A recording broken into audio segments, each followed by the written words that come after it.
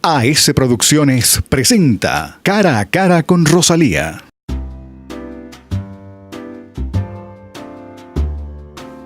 Bienvenidos, queridos amigos, a este programa de televisión. Hoy tenemos la suerte de contar con una visita muy grata. Se trata de un amigo, Fanuel Anán Díaz, quien ha participado muy activamente en el mundo del libro y de la literatura y de la lectura. Y es autor de libros de literatura infantil, pero también de ensayos, y actualmente sobre todo se dedica a dictar conferencias, a asesorar a editoriales, como es el caso de Editorial Norma, y también a estar muy cerca de esta instancia de la UNESCO que es la CERLALC para el libro y la lectura. Así es que bienvenido, Fanuel, a este programa. Además fue nuestro jurado en uno de nuestros concursos de excelencia educativa. Fanuel, ¿qué te trae ahora al Ecuador? Estoy de conferencista invitado porque hay un seminario previo a la inauguración de la Maratón del Libro, organizado por Girándula, y estuve en la Universidad Católica dando una conferencia sobre un tema muy particular que tiene que ver con la sombra en los libros para niños y cómo se trabajan temas difíciles y controversiales en los libros para niños. ¿Qué es esto de la sombra en la literatura Bueno, en realidad infantil? la sombra está muy asociado con un concepto junguiano. Son todos aquellos aspectos que nosotros mantenemos ocultos. Y realmente hay un abanico muy amplio de temas como la guerra, la sexualidad, la muerte, que comienzan a ser cada vez más tocados con la elegancia de la literatura y también con el refinamiento de lo que es un libro ilustrado de calidad, y eso hace que pues tengamos que hablar de esos libros y cómo utilizarlos en el salón de clase. Claro, ahora, ha habido libros que han sido una constante en las familias, en la lectura a los niños. Uno piensa desde La Caperucita Roja hasta, no sé, pues, Blancanieves, todos aquellos, en que ahora con las interpretaciones nuevas se trata de ver ese lado oscuro, inclusive en esos libros que aparentemente eran absolutamente inocuos. Bueno, aparentemente eran inocuos, pero realmente en las versiones originales... Las originales eran tremendas, ¿no? Sí, eran tremendas. Tenemos tres grandes como que fuentes importantes literarias, que es Perrault, que en su momento hizo una versión de Caperucita donde al final no hay leñador que salve ni saque a Caperucita del estómago del lobo. Simplemente queda la escena en que la asalta y la devora, con una interpretación mucho más compleja cuando Perrault hace una moraleja y dice: cuídate, niña, de esos lobos seductores, porque estaba haciendo una alusión al abuso sexual.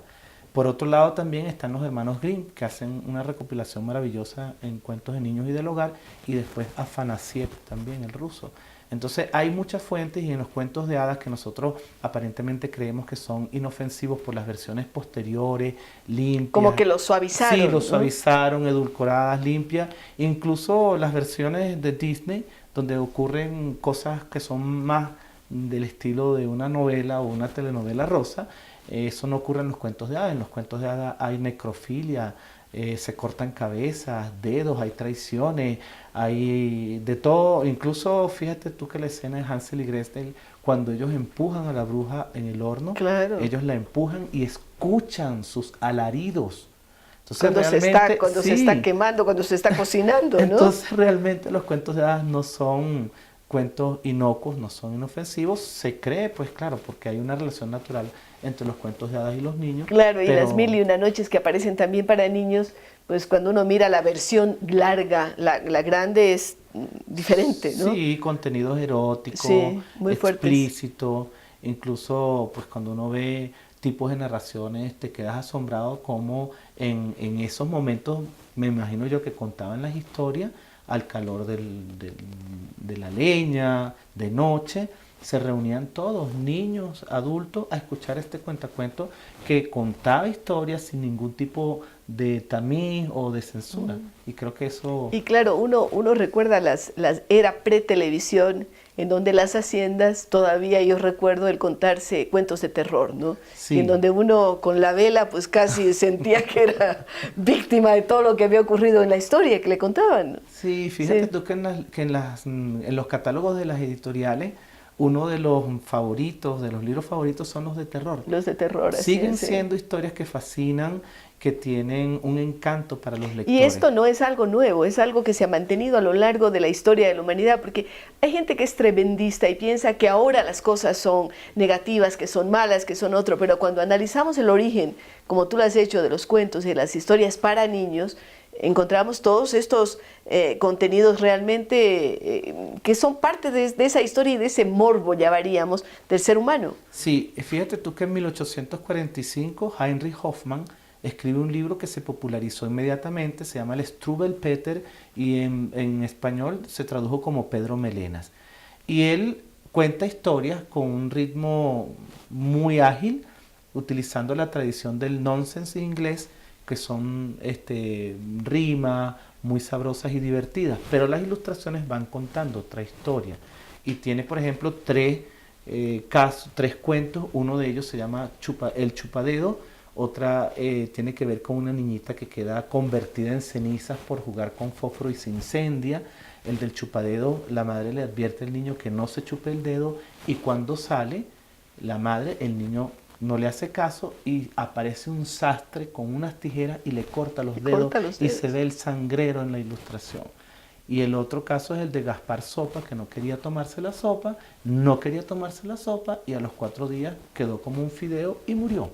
Entonces, claro, era una manera de un humor sarcástico negro de advertir a los niños sobre ciertos comportamientos. Claro, y de hacerle ser temerosos frente a ciertas acciones. Sí, incluso si revisamos un poco la historia de la lectura en la colonia, había lo que se llamaba el catecismo político. En el catecismo político también había muchos ejemplos en esta didascalia, en este método de cómo hablar con un maestro que te trataban de infundir el temor a Dios, por ejemplo, y el respeto al rey, y el respeto a la autoridad. Bueno, para eso se construían las obras de teatro fuera en los atrios de las iglesias, en fin, para infundir ciertos temores, ¿no? Sí. Santos temores a veces también. Sí, entonces, claro, los libros para niños han estado marcados por una corriente, vamos a decir, realista. Lo que pasa es que yo creo que en los últimos años hemos hablado mucho de sagas, de fantasía, no solamente Harry Potter, sino que después vinieron sucedáneos y toda una serie de sagas vinculadas con, por ejemplo, los vampiros, Juegos del Hambre, muchos mundos paralelos, fantasía épica, desde incluso el tronco que nos plantea Tolkien.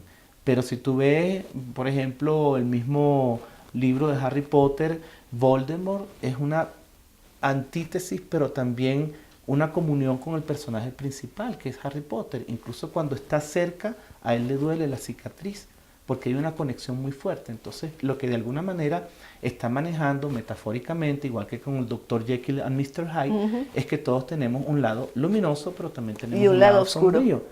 Solo que nosotros queremos jugar el rol social, que tenemos una imagen magnífica, impoluta, brillante, y no queremos reconocer que en nosotros habita una sombra. Y hacemos como en muchas casas que se barre y se esconde debajo de la alfombra, esa sombra que está perfectamente, forma parte de la naturaleza humana, el deseo de muerte, el deseo de muerte del otro, la envidia, el odio, la envidia, sí, ese rencor, sí. Todas estas cosas que son parte de la naturaleza humana. Por ejemplo, el poder. Hay una película muy interesante mexicana que se llama La Ley de Herodes, y un personaje gris de repente le dicen, ahora usted es el alcalde de un pueblo. Y él se va de alcalde de un pueblo, era un personaje gris y terminó siendo ambicioso, cruel, asesino, porque el poder de alguna manera genera mucho, también, genera claro, otras expectativas. Y en la vida diaria nosotros nos enfrentamos a la sombra permanentemente, la sombra personal y la sombra colectiva. Los totalitarismos modernos se explican muchísimo por la sombra colectiva. Un Stalin, incluso lo que pasa en países latinoamericanos cercanos, se explica porque un deseo del otro junto lleva a elegir democráticamente a una persona autoritaria, porque nosotros tenemos sabiendo que eso nos va a llevar y nos va a conducir al abismo, ¿no? Sí, y es decir, casi un suicidio colectivo. Sí, todo Manuel. Esto, incluso Hitler, todos ellos se explican porque hay un deseo colectivo de ser claro, autoritario. Hitler no perdió elecciones. No, entonces igual que tu coterráneo Chávez. Sí, realmente eso no vamos a hablar de política, pero es parte de de ese No es para hablar de política, sino tema lo colectivo, que ocurre, sí. incluso hay suicidios en masa. Hay iluminados religiosos que se han llevado gente y se han suicidado por su propia colectivamente. voluntad Sí. están acabando con su vida. Sí, entonces Pero yo creo también de alguna forma explica estos terrorismos actuales, ¿no? Ese fanatismo religioso que hace pensar en el paraíso y que por lo tanto le despoja de temor frente a la muerte. Sí, te despoja de temor frente a la muerte. Y por delante se llevan a muchos otros, claro. Sí, yo lo que creo es que los libros para niños tienen algo y es una virtud que no tiene un programa de televisión o un juego de video u otros formatos a los que los niños se ven sometidos. Los libros permiten conversar, permiten que tú como mediador tengas media hora, una hora rica y productiva y constructiva para hablar sobre un tema, sensibilizarlo sobre un tema, temas que no son ajenos. Por ejemplo, hace algún tiempo fue viral la foto del niño sirio ahogado en una playa en Grecia. Y pasó efímero, pues sí hubo una reacción social, se transmitió, pero esas imágenes y esos formatos son mucho más endebles y pasa de moda y pasa el tiempo. En cambio, un libro te permite la relectura, te permite hacer una lectura de calidad sobre un tópico, te permite que converses, que lo manejes en distintos tiempos. Las imágenes son mucho más temporales, pero también, Fanuel, hay como un amortiguamiento colectivo. Es decir, ves tanto desastre, ves tanta masacre, las propias imágenes de televisión e internet te traen tanta cosa y a esto contribuyen los juegos estos de batallas, ¿no? Sí. En donde matas y al día siguiente está resucitado. Por eso tal vez la muerte no resulta tan dramática para niños, porque al día siguiente el enemigo al que le mataron o en el juego siguiente vuelve a aparecer. Entonces la muerte no es tal muerte. No es tan muerte y además puede ser el game over, lo puedes cambiar y cuando no te gusta el resultado lo puedes cambiar, cosa que no ocurre en la vida. Pero me hiciste recordar una vez que estaba con mi sobrino y él justamente era un juego donde tenías que apuntarle a una persona para matarlo, que aparecían en distintas situaciones. Y su placer era matarlos con un tiro en la cabeza. Y yo me quedaba asombrado porque un niño de 8 años, 7 años tenía esa fascinación. Claro. Y yo digo, bueno, claro, de alguna forma la violencia se ha popularizado, se ha mitigado. Y es como light. Sí, ¿no? Y yo creo que eso ocurre en otras situaciones y en otros contextos y con otros temas. ¿Qué pasa con los libros? Que los libros tienen también la facultad, los buenos libros, de ofrecer la elegancia de la literatura, el refinamiento de la literatura, con recursos muy poderosos como la elipsis, como la creación de atmósfera, como las metáforas, las imágenes, que te permiten hablar de un tema muy crudo de una manera bella, preciosa, elegante, estética. Y entonces, como la Margarita y Ursenar hablando de temas complejos, pero con una delicadeza maravillosa. Miren qué delicia es una buena conversación, y una buena conversación que trata fundamentalmente sobre libros. Regresamos luego de una pausa.